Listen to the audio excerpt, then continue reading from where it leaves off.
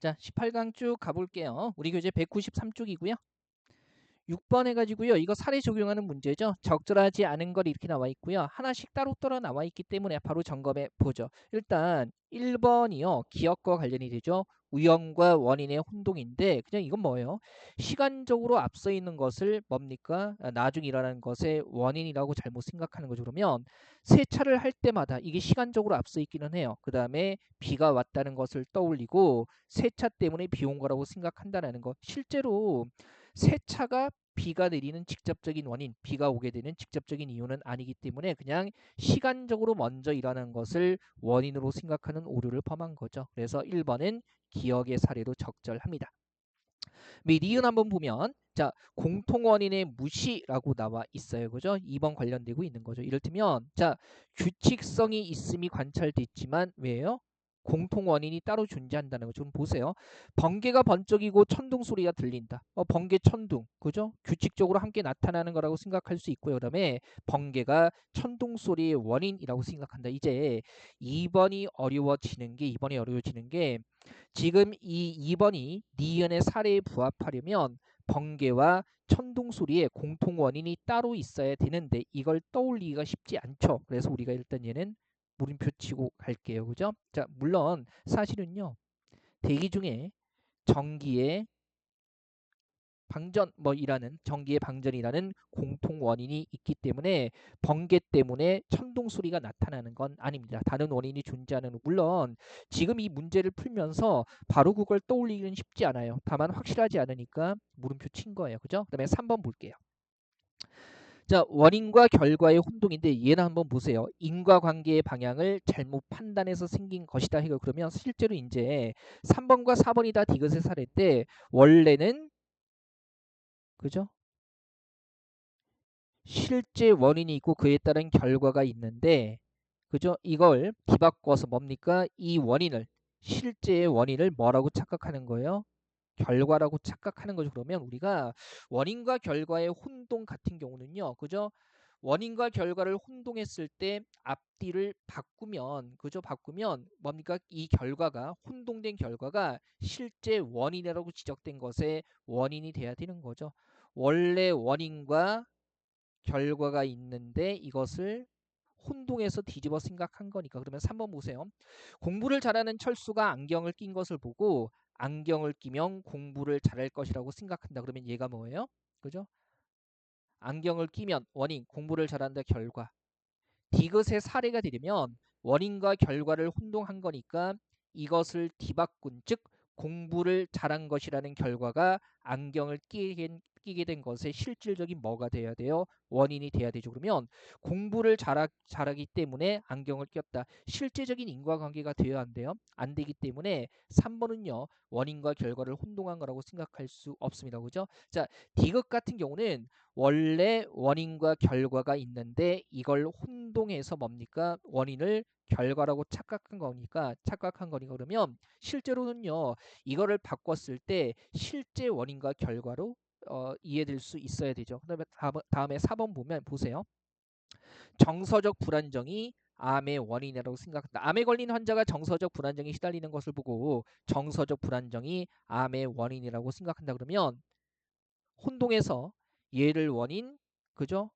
그 다음에 암을 결과라고 생각한 건데 그러면 혼동한 거니까 뒤집었을 때, 즉 암 때문에 정서가 불안정해진다. 이런 말이 성립이 돼야 되죠. 이건 어때요? 그죠? 뒤집었을 때 암 때문에 정서가 불안정해졌다라고 얘기를 할 수가 있기 때문에 4번 같은 경우는 원인과 결과를 혼동한 거라고 생각할 수 있겠습니다. 이 디귿은 조심해야 돼요. 혼동된 것을 줬을 때 뭡니까? 그걸 뒤집으면 실제 원인과 결과가 된다는 거 이거 보셔야 되고요. 자, 7번 같은 문제는요. 사실은 공무원 국어 시험에서 흔히 출제되는 형태는 아닙니다. 하지만 우리 충분히 할 수 있어요. 그죠? 충분히 할 수 있고요. 모르죠. 25년도 이후에는 이런 문제 한 문제씩 나올 수 있겠죠. 한번 보죠. 일단은 빈칸이요. 공정한 보험이 적용될 때 이렇게 나오고요. 선택지 보니까 보험료, 보험금, 그죠? 그 다음에 기대값 이렇게 나와 있기 때문에 그러면 공정한 보험이라는 것이 무엇이고 보험료, 보험금, 기대값에 대한 언급을 찾아야겠죠. 그럼 보세요. 되게 복잡해 보이지만 요구하는 건 단순하잖아요. 자, 1문단 보니까요. 1문단 보니까 기대값 어떻게 구하는지 나와 있네요. 보험금에 대한 기대값은 그죠? 상식으로 접근하는 거 아니죠? 사고가 발생할 확률에 사고 발생 시 수령을 뭘 곱한 거, 보험금을 곱한 것 이렇게 나와 있습니다. 그러면 기대값은 그냥 이렇게 쓸게요. 기대값은 어차피 확률을 얘기하고 있는 건 사고 발생 확률밖에 없으니까 사고 발생 확률에다가 뭡니까? 보험금을 곱한 거래요. 왜 이거 체크해 두는 거죠? 지금 선택지에서 다 보험료, 보험금, 기대값 얘기하고 있으니까 그 다음에 이런 것도 나와 있네요. 자, 공정한 보험이라는 게 나와 있고요. 다음에 보험금에 대한 보험료의 비율을 보험료율이라고 얘기를 하는데 보험료율은 뭡니까? 보험금분의 보험료가 되는 거죠. 좁아서 보험금분의 보험료가 되는 거고, 그죠? 이 비율은 자 어떻게 돼요? 공정한 보험에서는 근데 사고 발생 확률과 보험료율이 어떻게 해야 된다? 같아야 된다라는 얘기가 나와 있죠. 일단 보험금에 대한 정보가 보험료율에 주어져 있기 때문에 이거 정리한 거고요. 보험료율과 사고 발생 확률이 같아야 된다. 그러면 잘 보세요. 우리가 여기서 봐야 되는 게 이 문단에서 사고 발생 확률이 0.1과 0.15 고정되어 있는 공통체 A와 B가 있으면 보세요. 그러면 지금 이 상태에서 공정한 보험이 적용된다면 사고 발생 확률이 뭐하고 똑같아야 돼요? 그죠? 보험료율과 똑같아야 되죠. 그러면 A의 보험료율은 얼마가 되는 겁니까? A는 사고 발생 확률이 얼마? 0.1이니까 보험료율도 10분의 1. 그죠? 그다음에 B는 0.2니까 뭐예요? 10분의 2. 그죠? 물론 이제 5분의 1 이렇게 해도 되죠. 그럼 이제 하나씩 따져볼게요. A에서 보험료를 2배로 높이면 그러면 잘 보세요. A에서 보험료를 2배로 높이면 어떻게 돼요? 보험료가 1이니까 2가 되죠. 아이고. 그죠? 2가 되죠? 자, 그리고 이제 보험료율과 사고 발생 확률이 똑같아야 되니까 어떻게 가야 돼요? 그죠? 사고 발생 확률이 A는 0.1이니까 그러면 보험료가 2배 올라가서 2가 되면 그죠? 0.1이 되기 위해선 보험금도 20이 돼야 되죠. 그래서 보험금은 2배가 되지만까지는 맞는데 아니 보험금이 달라지면 기대값은 어떻게 돼요? 그죠? 기대값 사고 발생 확률 0.1에다가 그죠? 보험금 10 곱했다가 20 곱하는 거니까 기대값이 변하죠. 그죠? 확실한 표지를 중심으로 해서 빨리빨리 걸려야 돼요. 그 다음에 2번 보세요. B에서 보험금을 2배로 높이면 여기서 조심해야 되는 게 사고 발생 확률과 보험료율이 똑같아야 되죠. 그러면 B에서 보험금을 2배로 높이면 B의 보험금 얼마요? 그죠? 10분의 2에서 보험금 20이 되고요. 그러면 0.2가 유지가 되려면 어떻게 해야 돼요? 그죠? 보험료도 4로 가야 되죠. 그래서 보험료는 변하지 않지만이 아니라 그죠? 0.2라는 수치가 유지돼야 하기 때문에 보험료도 바뀌는 거예요. 그다음에 보험금에 대한 기대값은 2배가 되는 거 맞죠? 그죠? 말 그대로 10에서 그다음에 20 곱하는 게 20으로 바뀌었으니까 0.2 곱하기 10에서 0.2 곱하기 20 이렇게 해가지고요. 기대값은 2배 되는 거 맞네요. 일단 여기서 과감하게 걸으셔야 되고 그다음에 3번 보세요.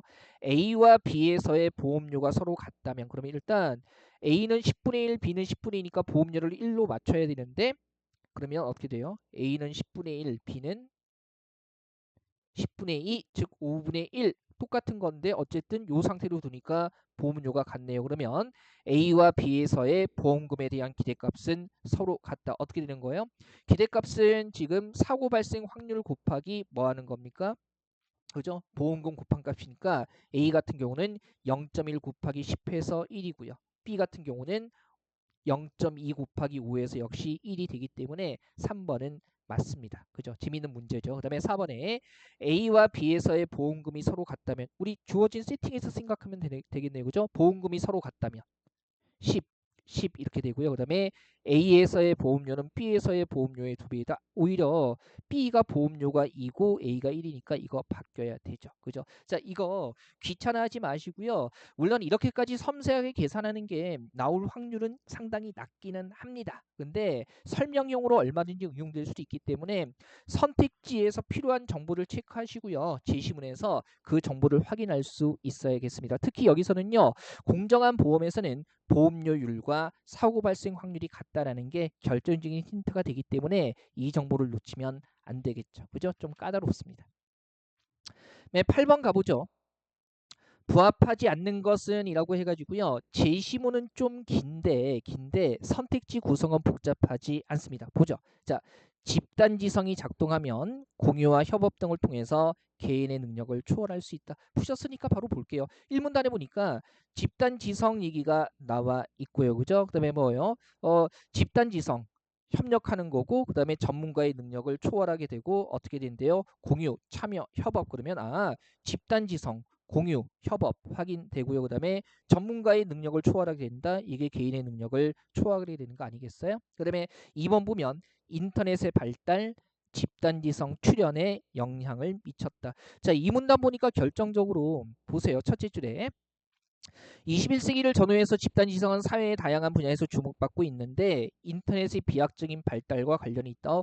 주목받는 게 관련이 있다고 나와 있고요. 그 다음에 보니까 인터넷에 의해서 지구촌이 하나의 거대한 네트워크를 이루게 되면서 무수히 많은 사람들이 시공간에 제약을 받지 않고 공동 목표를 위해 집단적으로 참여하고 협력하는 것이 가능해졌기 때문에 라고 얘기하고 있네요. 그럼 결국에 인터넷이 나오고 나서 뭡니까? 집단지성이라는 게 가능해졌다라는 거니까 인터넷이 발달해서 뭡니까? 집단지성의 출현에 영향을 미쳤다고 할 수가 있겠죠. 편하네요.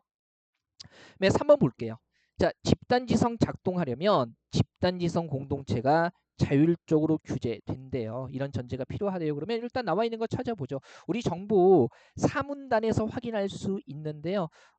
사문단에 그죠? 13번째 줄인데 우리 교재 자체에서 왼쪽 지문에 맨 아래줄 보시면 넷째 이렇게 해서 나와 있어요. 찾으셨어요? 자, 뭐 물론 문제 풀면서 보셨을 거예요. 자, 집단지성 공동체는 위계적 통제력을 갖춘 세력이 없이 자율적, 수평적, 개방적으로 운영되기 때문에 자율 규제가 이루어져야만 작동될 수 있다. 그러면 자율 규제라는 게 작동의 전제가 되는 거 맞는 거죠. 복잡하지 않네요. 네, 4번 가보죠. 집단지성 프로젝트 성공하려면 기여자들을 끌어들일 수 있는 완벽한 핵심이 필요하대요. 자, 우리 사문단의 넷째 줄 보죠. 핵심이 필요한데 근데 뭐 분명히 뭐라고 나와 있어요? 이런 핵심에 대해서 자, 핵심은 개인이 감당하기 어려울 만큼 복잡한 것이어서 기여자들의 도전의식을 불러일으킬 수 있어야 하고 개선에 대해 개방적이어야 하지만 아이고 땡큐 완벽하지 않아야 한다 해가지고요. 4번은 아예 어긋나네요. 그죠? 확인하시면 되고요. 여태까지 공무원 국어시험의 경향을 보면 제시문이 길 때는 오히려 선택지 구성이 단순합니다. 그죠? 그래서 시간을 좀 잡아먹을 뿐이지 논리적으로 복잡하지는 않아요. 자, 9번 한번 가보죠. 표제와 부제 해가지고요. 결국 글 전체의 핵심들을 잡아내라는 얘기를 하고 있는 거네요. 글 한번 쭉 읽어보죠. 1문단 보니까 윤리학의 핵심 과제는 뭡니까? 정당화 과제와 그 다음에 뭐예요? 동기화 과제다라고 나와 있고 그 다음에 이거 설명하면서 1문단의 마지막 두 줄이요. 시대에 따라 윤리학이 주력한 과제는 어느 한쪽에 치우치는 경향을 보였다 해가지고요. 2, 3, 4문단에서 얘기하고 있는 거 쭉 볼게요. 이 문단 보니까 이 문단의 마지막 줄에 뭐에 주력했대요? 동기화에 주력했대요. 근데 3문단에서 첫째 줄 동기화 과제에 전념하게 되면 이렇게 되기 때문에 그래서 뭐예요? 3문단의 마지막 두 줄 그때는 뭐 정당화 과제가 부상하게 된다. 그다음에 4문단 한번 보시면요. 그죠? 자, 정당화 요구가 급증했는데 어떻게 돼요? 정당화 요구가 급증하면서 4문단의 마지막 줄 이때는 또 동기화를 제대로 다루지 못하게 되었다. 그러면 결국에 2, 3, 4문단에서 얘기하고 있는 건 1문단에서 어느 한쪽에 치우치는 경향을 보인 것들을 쭉 얘기를 해주고요. 그 다음에 마지막 문단 보죠. 첫째 줄 5문단이죠. 어떠한 도덕적 행위도 정당화 측면과 동기화 측면을 갖는 만큼 윤리학은 모든 도덕적 영역에서 정당화와 동기화 가지를 균형 있게 다룰 필요가 있다. 그 다음에 뭡니까? 그런 관점에서 추구돼야 한다. 글쓴이 견해가 핵심이죠. 표제와 부제라는 것이 글의 핵심 주제를 담는 거기 때문에 그러면 결국 이걸에서 얘기하고자 하는 바는요. 그죠? 윤리학이라는 것이 뭡니까? 정당화 동기와 가치를 균형 있게 함께 다루어야 한다는 얘기를 하고 있는 겁니다. 그래서 4번에 윤리학이 나아가야 할 방향에 대한 제언 이렇게 나와 있고요. 기존 윤리학이 지닌 편향성의 분석을 중심으로 그죠? 2, 3, 4문단에서 한쪽이 치우쳤을 때 어떤 문제가 발생했는지 얘기를 해주면서 그래서 함께 다루어야 한다고 결론 내리고 있는 거죠. 1, 2, 3번은 걸러내기 쉬운 게요. 보세요. 부재 쪽에서 문제가 돼요. 그죠? 1번 보면 윤리학적 논쟁 없어요. 그죠? 어디에 치우쳤었다 이렇게 나와 있죠. 그다음에 보편적 윤리학이라는 거 다루지 않고요. 그다음에 도덕적 가치의 변천 얘기하고 있지 않습니다. 그죠? 이럴 때는 정당화, 저럴 때는 동기화 여기에 주력했다. 다만 그랬을 때 문제가 생겼기 때문에 반대 측면이 부각됐다. 반대 측면이 부각돼야 할 필요성이 있었다는 얘기만 하고 있을 뿐이죠. 그래서 도덕적인 가치 자체가 변화했다는 얘기를 하고 있지는 않아요. 일단 1, 2, 3번에 표제는 내용상 확인이 되지만 부제 자체들이 아예 다루지 않은 내용을 언급하고 있기 때문에 적절하지 않습니다. 자, 10번 마지막 문제입니다. 다음 글에서 파악할 수 있는 내용으로 적절한 것은 해가지고요. 자, 문법적인 게 나오기는 했는데요. 상식이 아니라 언제나 재심은 봐야 되는 거죠. 2025년 이후에는 이런 문제가 적어도 2문제 이상 나올 겁니다. 현재 그 예시 문제로 보면 그 다음 주가 크리스마스에 걸쳐 있더라고요. 그러니까 24일이 그 크리스마스 일요일 크리스마스 이브인가 그런데 한번 크리스마스 특집으로 2025년 예시 문제 한번 풀이하겠습니다. 카페에 공지할 거예요. 그 이상하게 아무도 해설 안 하고 있죠. 그죠? 아마 그 명제 논리 문제 세 문제 때문에 해설을 다들 주저하고 있는 것 같은데요. 그죠? 뭐 답이 나와 있는데 해설 못 하는 것도 웃기잖아요. 그죠? 뭐 복잡한 것도 아니고 이게 무슨 뭐 그 법학 전문 대학원의 언어 이해나 뭐 이런 것도 아니어 가지고요. 피셋의 언어 논리보다는 좀 단순화되어 있고요. 그래서 한번 크리스마스 특집으로 제가 그 24일이 일요일이더라고요. 그래서 24일 밤에 저녁에 한번 해보도록 하겠습니다. 입사일 밤에 그죠? 산타 할아버지를 기다리면서 그죠? 합격의 소식을 미리 가져다 주시기를 바라면서 자 마지막 문제 한번 보죠. 1번부터 볼게요. 음운 문자는 음절 문자보다 글자 수가 적다. 그 다음에 한글의 거슴이라는 소리의 특성 독립적인 글자로 표기할 수 있다. 그 다음에 한글 같은 음운 문자는 자질 문자로 볼 수도 있다. 이런 측면이 있다는 얘기네요. 그죠? 볼 수도 있다라는 것은 뭡니까? 아닌 측면도 있다는 얘기 하고 있는 거네요. 맨 4번에 한글은 가획을 통해서 발음기관의 모양을 자형, 글자의 형태와 관련시키고 있다. 한번 가보죠. 일단 첫 줄부터 보시면요. 한글은 문자 발달사의 마지막 단계인 음운 문자에 속한다. 그죠? 일단 음운 문자라는 정보 나와 있고요. 그런데 한글은 발음기관을 본떠서 만든 점 그리고 가획을 통해 소리를 자형과 관련시키고 있는 점. 가획을 통해서 뭡니까? 소리를 자형과 4번 확인되죠. 그죠? 지금 가획을 통해서 뭐예요? 자연과 관련시키고 있는 건 발음기관의 모양이 아니라 소리고요. 발음기관을 본떴다라는 것은 완전히 따로 언급되고 있기 때문에 4번 걸러낼 수 있죠. 조금 더 가보죠. 이런 특성들 중에서 특별히 자형이 음운자질을 반영한다는 점을 주목해서 음운 문자와는 별도로 자질 문자를 설정하고 한글을 여기에 귀속시키기도 한다. 그러면 한글을 여기에 귀속시키기도 한다. 이미 자질 문자로 볼 수도 있다는 거죠. 자, 즉 발음 위치가 같은 쌍인 기역 키읔과 그다음에 디귿 티읕에서 추가된 획은 거슴이라는 자질을 나타내므로 한글을 자질 문자로 볼 수도 있다. 일단 거슴이라는 자질 나와 있는데 독립적인 글자로 표기한다는 건 확인이 안 돼요. 그런데 자질 문자란 명칭은 자질 자체를 글자로 만든 것에 붙여야 한다. 다시 말해 거슴이라는 자질이 자형에 반영되기만 해서는 안 되고 이 자질 거슴이라는 특징을 하나의 글자로 나타내야 하는데 그죠? 이게 자질 문자인데 이런 점에서 볼 때 한글을 완전한 의미의 자질 문자로 보기는 뭐 어렵다 그러면 거슴이라는 자질을 독립된 글자로 나타내야만 자질 문자가 되는데 한글은 이런 점에서 봤을 때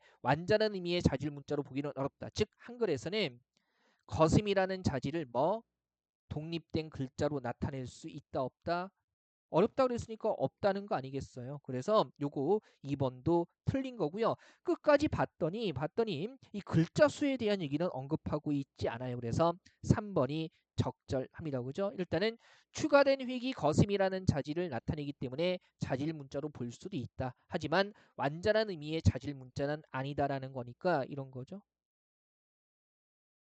한글 자질 문자. 어떤 공유하는 일부의 특성이 있는 거고 완전한 의미의 자질 문자는 아니다라는 거. 그러면 완전한 의미의 자질 문자가 아니라는 것이 자질 문자가 아예 아니다라는 건 아니죠. 일단 여기에서는 자질 문자로 볼 수도 있다. 그다음에 완전하지는 않다 정도기 때문에 3번 진술은요. 그죠? 파악할 수 있는 내용으로 적절하다고 볼 수 있겠습니다. 어렵지는 않죠. 자, 요거 쭉 이어서 이번 주 안에다 끝낼 거예요. 그래서 고난도 모의고사 안 푸신 분들은요, 문제 좀 까다롭습니다. 2, 3, 4회까지 마무리 잘 해두시면 될 것 같아요. 자, 6차시 수업은요, 이렇게 해서 정돈하도록 하겠습니다. 건강들 조심하시고요.